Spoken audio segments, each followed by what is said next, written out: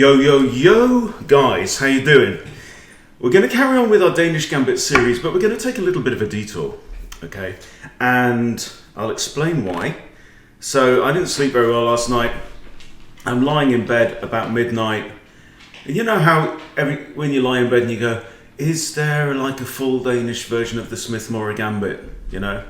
And, well, I had to find out. So, here's the thing, right? So the Danish Gambit goes like this. I'm on the lead chess board here because we're going to use the player's database. Danish Gambit like this, right? So centre game, semi-Danish, bishop out, full Danish. Okay, fair enough. Now, the Smith-Morrish Gambit comes from the Sicilian. It's a response for white against the Sicilian. And it, you know, you have to admit it has some similarities. So in the Sicilian, instead of playing e5, black plays c5, also contending the d4, contesting the d4 square. Okay. Now, in the Smith-Morrish Gambit, you play d4, just as like you do in the Danish, right? And as you can see here, so let me remind you of the settings. I've gone 1600 up to 2200, blitz and rapide, okay? Rapido. And the most popular move by far, with 2.1 million votes, is c takes d4, which is kind of equal for black. All right, and then you've got e6, you decline and stuff, but nothing comes close to c takes d4. So c takes d4, why not? You're using a wing pawn, you're capturing the center pawn, happy days, yeah? And then the Smith-Morrish normally continues, as we can see, with the move c3, okay? And then the most popular response here again, because you don't want to allow white just to regain the center and control over all of this, right? So the most popular move by far, d takes c3. Now, we find ourselves in a strangely familiar position, right? The only difference is this guy here in the Danish is over here, right? So black has no e-pawn in the Danish Gambit, but in the Smith-Morrish, he has an e-pawn. It's his c-pawn that's far from home. So my thought was, now the normal move here, by a long way, is knight takes c3, okay? Winning the pawn with a lead in development. We are a pawn down. We have no d-pawn, but we have a knight out on the board and a pawn out on the board, okay? And, you know, the thing I like about the Smith-Morrish is that it does what I want to do in the opening, which is to get your opponent out of their comfort zone. So if we look at this, right, from here, okay, e5 is the most common move with 50 million responses, okay? 35 million Sicilians have been played on the DB, okay? So out of 35 million, how many times does black face d4? 2.4. Right, so it's like 7% of the time he'll get a Smith-Morrish. 2.4 million out of 35 million, okay? And then he takes, and how many times does he get c3? 1.3 million, okay? So we've gone down from 35 million to 1.3 million. And then he takes here, and he's obviously expecting this, but how many times do we do this? This is my thought, right? And if you're going to be a Danish player, then why not do the Morrish Gambit? Okay, now, that's a word I just made up, kind of combining Morra and Danish. It's called the Morrish Gambit more often in Europe, Smith-Morrish in the US. Okay, now, bishop c4 has only been played 80,000 times. So by this point, your opponent with the black pieces ain't going to have a Scooby-Doo what's going on. Okay, now most of the time, as we see here, they'll play c takes b2. And look what we have. Look what we have, right? Yes, we are temporarily down 2 pawns, right? We've lost B, C, and D. Black has only lost the C pawn.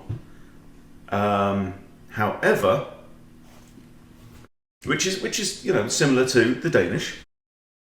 But we have the twin bishops of doom, right? And that's going to make it hard for this bishop to come out, because anytime he comes out, he's going to do that, okay? And let's look at the stats. The stats is on this, say with all continuations, with nearly 30,000 games on the database, 51% wins for white, 46% wins for black. Now that doesn't seem like it's not crushing, it's not crazy, but here's the point: if you study from this position, okay, and your opponent hasn't got the foggiest what's going on, or doesn't know how to respond, they're just going to make principled moves, right? So let's follow through the most normal progression from here. I'm not going to. This isn't a theory video on the Morrish Gambit, right? Because I haven't studied it. But so we've got e6 is the most common, with more than half. So e6, you're wanting to defend against this because the queen can come here or the queen can come here. Both of them attacking f7. So e6 makes a bunch of sense. All right, and then we'll just play it through. Right, you can do this. This is the point. You want to develop your own opening book, right? I love the Lichess Player database. I don't go on the Masters database because title players will play the best moves a lot more of the time. Your opponents won't unless you are a title player. In which case, what are you watching my video for? Okay, so from here, 52% to 45%.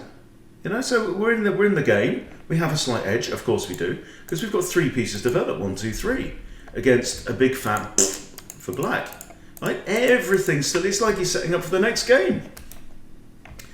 Okay, so black hasn't even started at this point. Okay, so let's follow it through. Knight c6, normal developing move. Castles, happy days. Okay, all we need to do now is develop our knight, get the queen off the back rank, connect the rooks, and we are there. And this is move 4. No, it's not. This is move 7.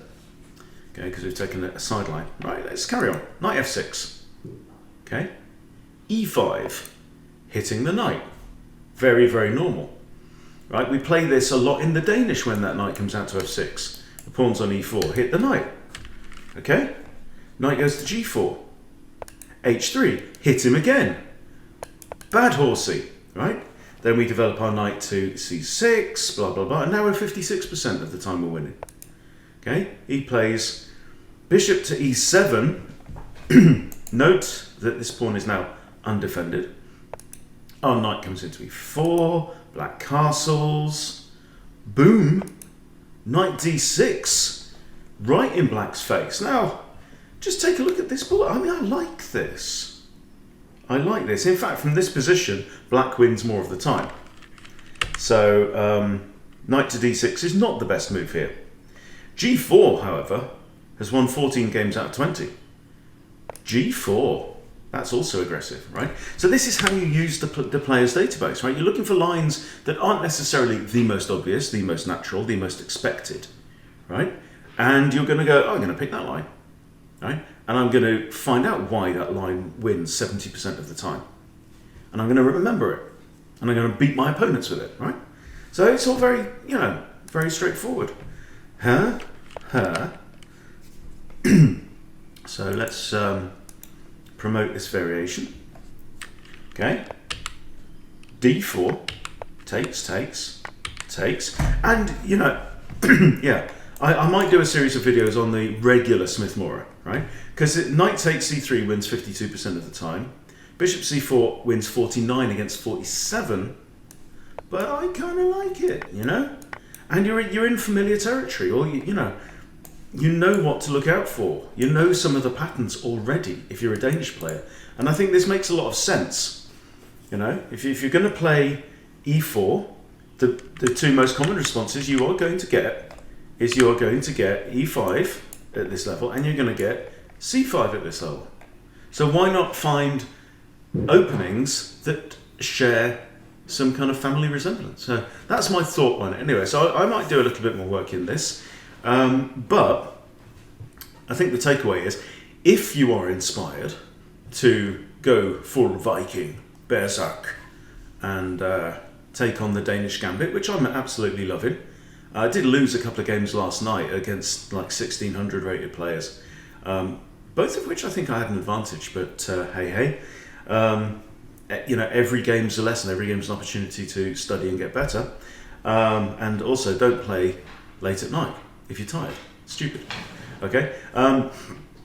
If you're attracted to the Danish, then and you don't really know how to respond to the Sicilian, maybe the Smith-Morritt is for you, and maybe the Morrish Gambit with boom, bada, boom-eaty, boom, bada, kablam, like that, yeah?